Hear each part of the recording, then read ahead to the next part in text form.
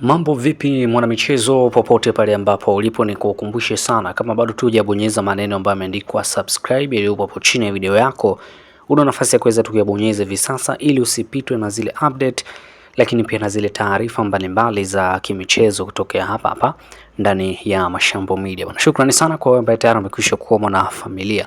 Sasa bwana, kubwa zaidi bila kupoteza wakati ambalo tunaliangazia leo hii, tunaangazia kunako sakata la mchezaji ambaye anakiwasha hivi sasa katika kikosi cha Dar es Salaam Young Africans akitokea katika klabu ya Simba Sports Club msimu uliomalizika. Hapa namzungumzia Selemani Mwalimu. Baada ya zengwe la hapa na pale katika dirisha kubwa la usajili na hatimaye Mwalimu kuweza kutimkia ndani ya kikosi cha Young Africans. Bwana, taarifa sasa kutoka ndani ya uongozi wa Young Africans, na hizi ni za ndani ambazo tunakupa. Taarifa zinaeleza ya kwamba wekundu wa Msimbazi Simba Sports Club wameweka pingamizi dhidi ya Young Africans kuweza kumtumia Selemani Mwalimu katika kikosi hicho, pamoja na kwamba ni mchezaji wao na wamemsajili kwa mkopo kutokea katika klabu ya Wydad. Taarifa bana zinaeleza kwamba wekundu wa Msimbazi Simba Sports Club walituma barua rasmi katika shirikisho la mpira wa miguu Tanzania, hapa naizungumzia TFF, kuweka pingamizi la Young Africans kuweza kumtumia mchezaji huyo Selemani Mwalimu.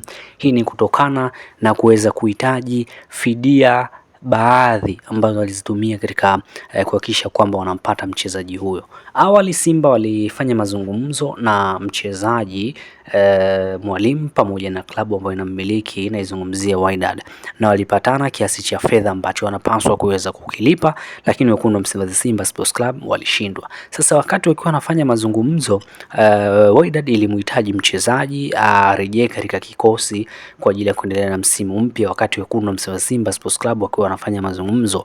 Na ikumbuko hili lilikuja tu baada ya wekundu wa Msimbazi Simba Sports Club kuweza kumtambulisha rasmi katika mitandao ya kijamii, lakini pia Wydad wakaja juu na wenyewe kutoa taarifa na kusema kwamba kile ambacho wamekifanya Simba si sahihi. Sasa wakati wakiwa wanaendelea kufanya mazungumzo, Wydad ilimtaka mchezaji, hivyo wekundu wa Msimbazi Simba Sports Club ilibidi watumie gharama zao kuhakikisha kwamba wanamsafirisha mchezaji. Awali mchezaji alikuwa yuko Rwanda katika michuano ya Kagame ambavyo inafahamika, kwa ilibidi arejee Dar es Salaam. Rejea Dar es Salaam akaweza kukata passport na hatimaye kuweza kukata tiketi ya ndege kuelekea pale nchini Morocco ambapo alijiunga na klabu ya Wydad. Sasa taarifa zinaeleza kwamba gharama zote hizo walizitoa wekundu wa Msimbazi Simba Sports Club wakiamini ya kwamba watampata mchezaji huyo, kwani anakwenda tu, lakini mazungumzo yanaendelea, hivyo atarudi. Na ndio maana hata katika Simba Day alimtambulisha kama mchezaji wao, lakini baadaye mambo yakawa ndivyo sivyo. Young Africans wakaingilia dili na hatimaye kuweza kutoa mpunga mrefu zaidi ambao Wydad wakaona unawafaa, hivyo wakaamua kuweza kuwapa Young Africans Selemani Mwalimu na akatimkia ndani ya kikosi cha Young Africans. Sasa taarifa zinaeleza kwamba wekundu hawa Msimbazi Simba Sports Club wametoa taarifa kwa bodi ya ligi ya kwamba Selemani Mwalimu asitumike katika michezo wowote ule ndani ya kikosi cha Young Africans kutokana na kwamba anadaiwa na wekundu Msimbazi Simba Sports Club, wakidai kwamba kuna gharama walizitumia